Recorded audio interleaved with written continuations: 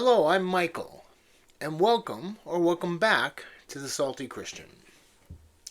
Today's video is about a subject from the Word that often confuses believers: God's timing and how He speaks to us in His timing. This subject is often tied to personal trials and tribulations. In the moment of real need for comfort and guidance, we have trouble finding a reason for what's taking place and we despair or maybe even question God. So let's shed a little light on this subject. Let's use the Word to clarify what's going on. So let's get salty. In my last video, I discussed God's peace He promised us. If you haven't seen it, you should. It sets the groundwork for this subject. I'll sum it up here in a few words for you. God has promised us peace with Him. That means you will not experience His wrath. That means you won't see hell. He never promised you a glorious, problem-free existence here. He has said all things will use for His glory in some manner.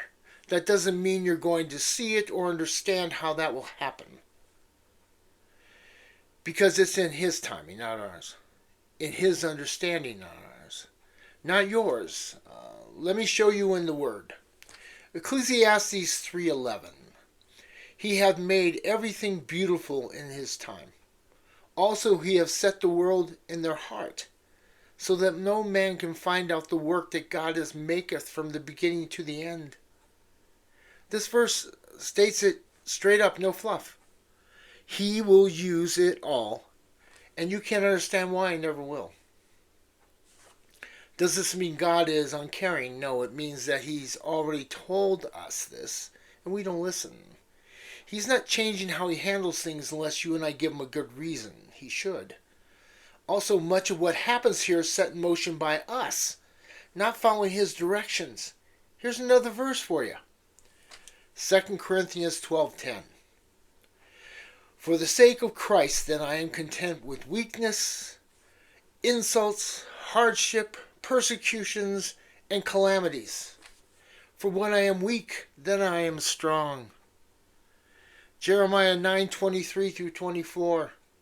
Thus saith the Lord, let not the wise man boast in his wisdom, not the mighty man boast in his might. Let not the rich man boast in his riches, but let him who boasts boast in this, that he understands and knows me, that I am the Lord who practices steadfast love, justice, righteousness in the earth. For in these things I delight, declares the Lord.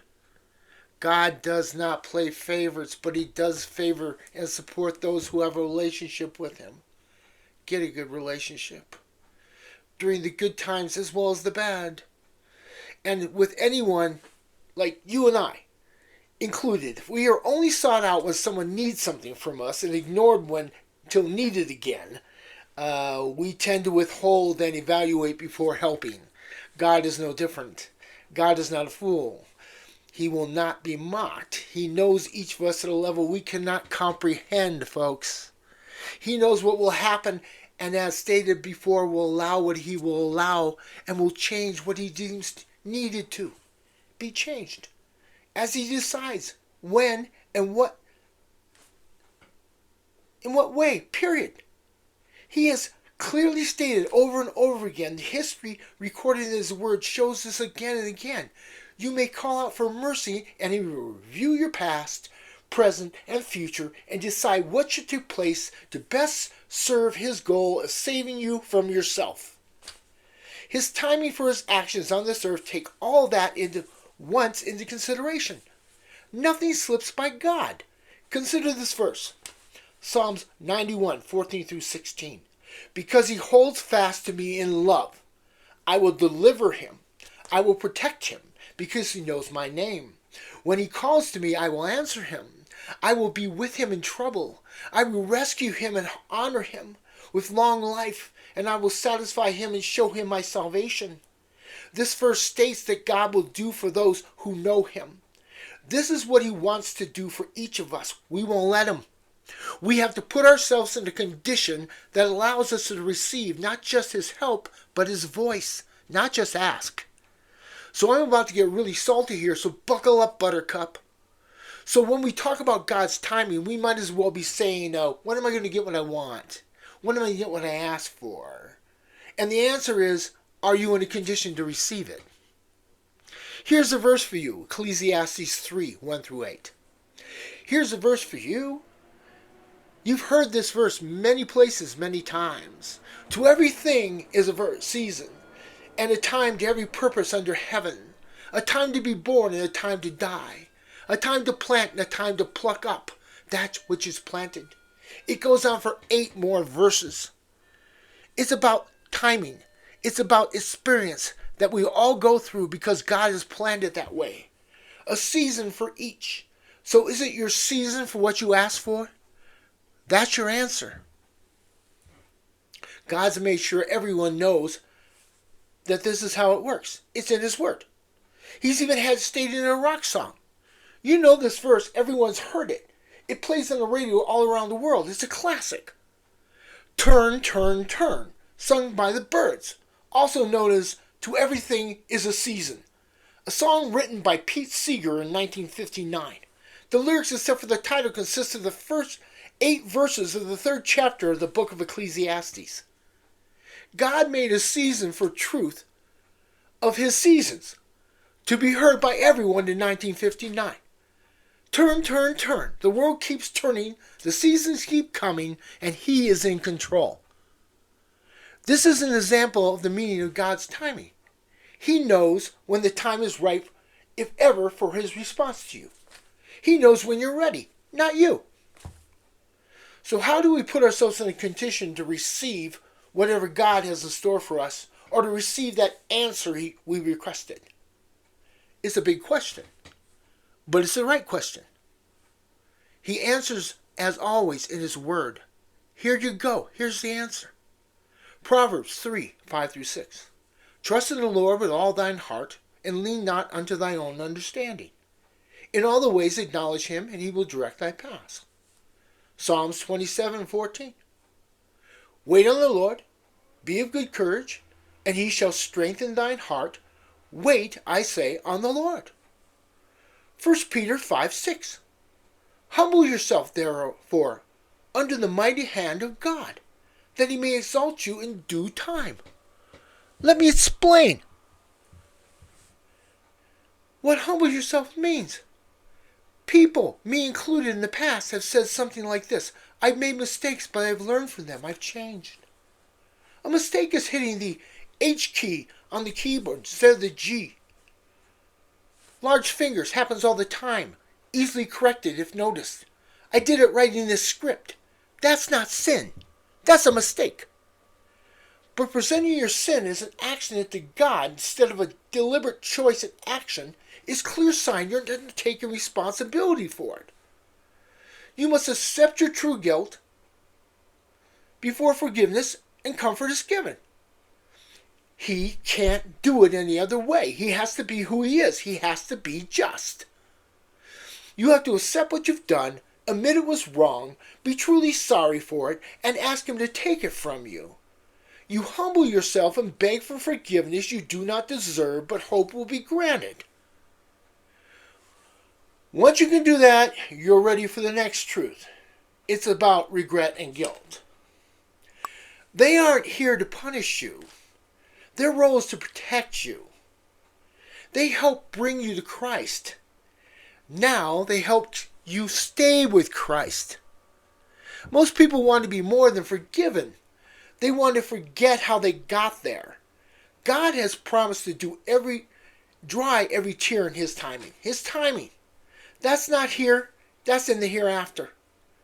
That's guilt, shame, and regret are your allies in a straight walk on a narrow road.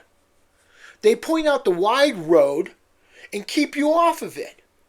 God turns your past into a push forward to forgiveness. That's what He meant when He said He would turn it all to His glory. You get it now? You wondered how He could take all that horrors that you've done and use them for glory? That's how. The enemy uses forgetfulness. One of his weapons is false forgiveness. He has He distracts and normalizes sin. He convinces millions to partake until it seems harmless. They welcome you as you are, broken and stained, hellbound as they are. His world is like the back of a massive tapestry woven over thousands of years. It's ugly, it's chaotic, colors and lines that make no sense, some short, some long. Confusion, woven with pain. But one day, we will see the other side of that tapestry. We will see the beautiful picture God has woven using His broken people. Even those destined for hell were used. It will be a complete, and we will see it in all its glory. So grab those memories the enemy uses to attack you and embrace them. Look at them, analyze them, tear them apart and learn from them. Ask why. See the steps you took to the wide road. Who did you listen to? What were you thinking? What were you doing? What could you have done different? Our pain, sorrow, and regret are our guides to freedom from it. They can guide us to a better season. Remember the stink of it. Be appreciative of the fresh air given by Christ. This is the beauty of God's timing. It's always when it will be effective, not a torment. It's a testament. Nobody gets seasons they request without the work to prepare for it. We reap what we sow. Everyone knows that, so prepare and plant. Then wait on the Lord with the faith to receive in His timing. One last verse and an observation from it, something to ponder. God is outside our idea of time, folks. 2 Peter 3:8. But beloved, be not ignorant of this one thing, that one day with the Lord is as 1,000 years, and 1,000 years is one day. So if we do the math to compare our time here to time this verse states with our Lord, it comes out something like this. 40 years here, 1 hour in heaven. 20 years here, half hour in heaven. 10 years here, 15 minutes. 5 years, 7.5 minutes. 1 year, 1.5 minutes. His timing is perfect and it has a purpose to give everyone here as much time as possible to come to know Him. And everyone who is already with Him, waiting for a loved one, hopefully only a few minutes before they see them again. We serve an amazing God, folks. One verse can mean so much and tell us so much in its timing. Are you listening? So that's it for today. And the next time we look at our beginning, how it started. What the Word says instead of what you have been told and probably believe, and which is probably wrong. So let's get salty, folks.